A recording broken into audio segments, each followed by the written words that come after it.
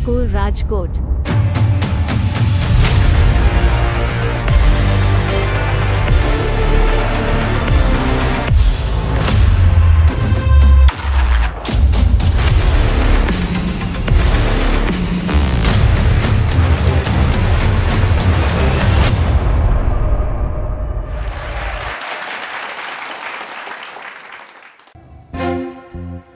અરે ચૂપ ચૂપ અરે કહું છું, હું કંઈ બોલું છું? તારો વારો ચડી ગયો છે. Presented by ચૂપ એક શબ્દ બોલતી નહીં. અમારા ઘરે રોજ ઝઘડા થાય. બાળકો સામે માતા પિતા જ્યારે ઝઘડે છે ત્યારે કાં તો બાળક નિરાશાવાદી બની જાય છે અથવા તો ઝઘડાખોર બને. મારી બેન નિરાશાવાદી બની ને હું બન્યો રીઢો ઝઘડાખોર. પણ એક દિવસ ઘરનો ઝઘડો ચરમસીમાએ પહોંચ્યો. ઓહ, આ તારાથી હું સાવ કંટાળી ગયો છું. હું તો સાવ ભાગીને ભૂખો થઈ ગઈ છું. એક ઘડી હવે જીવવું ગમતું નથી. અરે તો જાને તારે જ્યાં જવું હોય ત્યાં જા. નીકળ. નહીં નહીં મમ્મી અરે શું થયું ગીતા? હે કેમ રાડો પાડે છે? શું થયું? School, કંઈ નહીં, Rajkot. મમ્મી. અરે પણ તું હવે જલ્દી કર. હમણાં તારા પપ્પા આવશે. મમ્મી પપ્પાને આવવાની હજી 3 કલાકની વાર છે. 24 કલાક તારા મગજમાં પપ્પાનો જ ડર હોય છે. પણ તું જોવે છે ને કે તારા પપ્પાનો સ્વભાવ કેવો છે. નાની નાની વાતમાં કેટલો ગુસ્સો કરે છે બેટા. હે મમ્મી ઘરની કોઈ વ્યક્તિનો સ્વભાવ ખરાબ હોય તો શું બાકીના લોકોએ માત્ર સહન જ કરવાનું? સ્વભાવ બદલે નહીં. એ તો ભગવાનને ખબર. મને તો હવે કાંઈ સમજાતું નથી. કાંઈ સમજાતું નથી. મમ્મી મમ્મી Presented by ભગવાન. Tapovan School, Rajkot. વર્ષોથી તમારી પૂજા કરું છું, કોઈ દિવસ કાંઈ નથી માંગ્યું. ભગવાન આ રોજના ઝઘડાથી હું કંટાળી ગઈ છું. ભગવાન શું સ્વભાવનું કોઈ સોલ્યુશન જ નથી? બેટા, દુનિયામાં કોઈ પ્રશ્ન એવો નથી જેનું સોલ્યુશન ન હોય. અરે પણ તમે કોણ છો? કોણ? હું એ જ જેને તે ખરા હૃદયથી બોલાવ્યો. એટલે કે ભગવાન તમે ક્યાં છો? તમે ક્યાં છો ભગવાન? હું કણ કણમાં છું, છતાં દેખાઈશ નહીં. Presented by મને જોવા Tapovan માટે School, Rajkot. તારે દ્રષ્ટિ કેળવવી પડશે. કેવી રીતે દ્રષ્ટિ કેળવવી? ભગવદ્ ગીતાનો અભ્યાસ કરીને. એ મમ્મી જો ભગવાન બોલે છે. શ્શ. બેટા, હું તારા સિવાય કોઈને સંભળાઈશ નહીં. કેમ? જે મને ભાવથી ભજે છે તે જ મને સાંભળી શકે છે. પ્રભુ મારા પ્રોબ્લેમ સોલ્વ કરી દો ને. હું કોઈના પ્રોબ્લેમ સોલ્વ નથી કરતો. હું માત્ર સમજ આપું છું. તે મુજબ કરીશ તો પ્રોબ્લેમ સોલ્વ કરવાની શક્તિ આપોઆપ મળશે. હવે સમજી. મારે ભગવદ ગીતાનો અભ્યાસ કરવાનો અને શક્તિ મેળવવાની. મમ્મી, મમુડી ક્યાં વઈ ગઈ? Presented by ભગવાન Tapovan આ એક School, મારો ભાઈ છે Rajkot. ને જેનું કાંઈ સોલ્યુશન નથી. મળશે. ભગવાન મારા ભાઈ જેવી ભારતની આ યુવા પેઢી મોબાઈલ વ્યસન અને ફેશનથી ચડી રહી છે વિનાશની સીડી.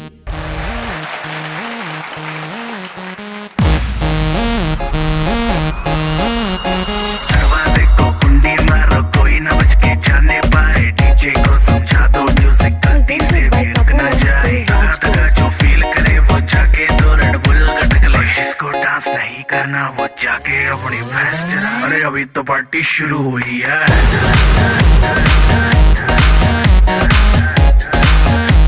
अरे अभी तो पार्टी शुरू हुई है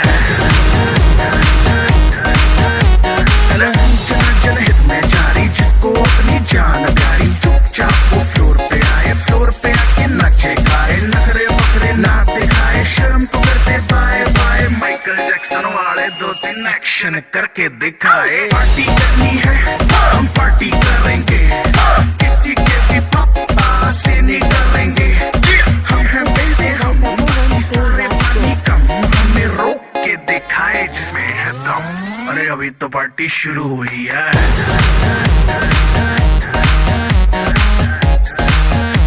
अरे अभी तो पार्टी शुरू हुई है और जिसको डांस नहीं करना वो जाके अपनी भैंस चराए અરે બેટા આજે તારો બર્થડે છે ને તો આજે તો ઘરે રોકાઈ જા. ના હો, આજે કઈ ઘરે ન રોકાવાનું હોય. પણ ક્યાં જવાનો છે? અરે નક્કી નથી ભાઈ. હા હા, પણ કોની સાથે જવાનો? ફ્રેન્ડ સાથે, બીજા કોની સાથે? પણ એ કયા મિત્રો છે તારી સાથે? એ કેટલાય છે ભાઈ. બેટા, ક્યારે આવીશ તું? જો, મારી રાહ ન જોતા સૂઈ જજો. મારું કઈ નક્કી નથી હું ક્યારે આવું. અરે પણ આજની પેઢીનું શું કરવું? ભલે મળે ગમે તે સજા, Presented બસ by કરવી છે Tapovan મજા, School, મજા ને મજા. રાજકોટ. મા બાપને તો 24 કલાક ટેન્શનમાં જ જીવવાનું.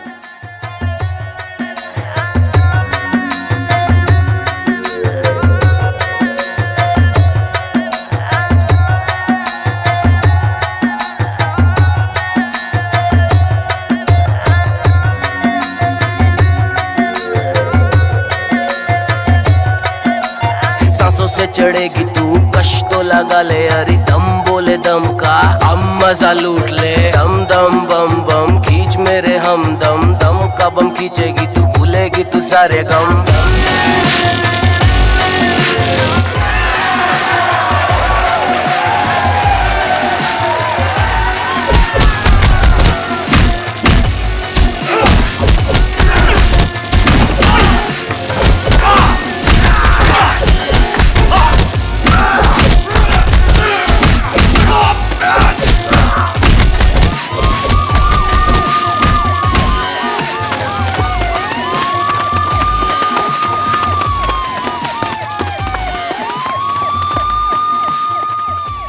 Presented by Tapovan School, Rajkot.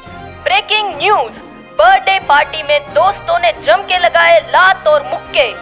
एक लौते बच्चे की बर्थडे के दिन हुई मौत.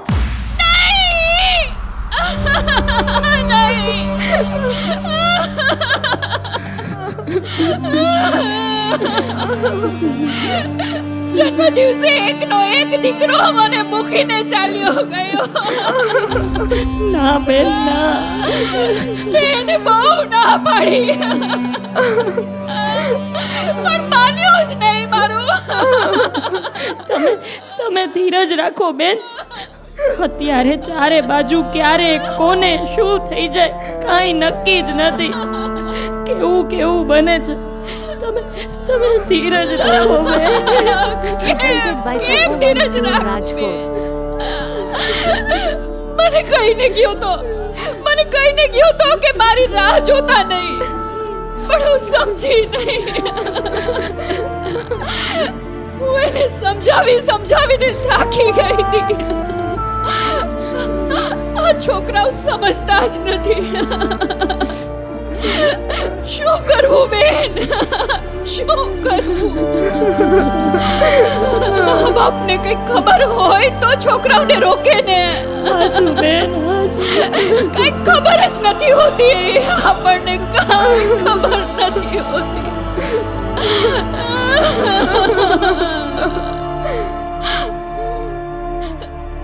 Presented by Tapovan School, Rajkot. જોયું ભગવાન, બાળકો અને યુવાનો મા બાપના વશમાં નથી, શિક્ષણના સિલેબસમાં નથી, ધર્મમાં કોઈને રસ નથી, રાજકારણની નસે નસમાં નથી, તો યુવાનો કેમ બદલાશે? બધું કર્મને આધીન છે. કર્મ વિચારને આધીન છે અને વિચાર ઘરના વાતાવરણને આધીન છે. તેથી ઘરે ઘરે જો ગીતાનો અભ્યાસ થશે તો વિચારો બદલાશે. એનો પ્રયત્ન કોઈએ કરવો પડશે. હું પ્રયત્ન કરીશ.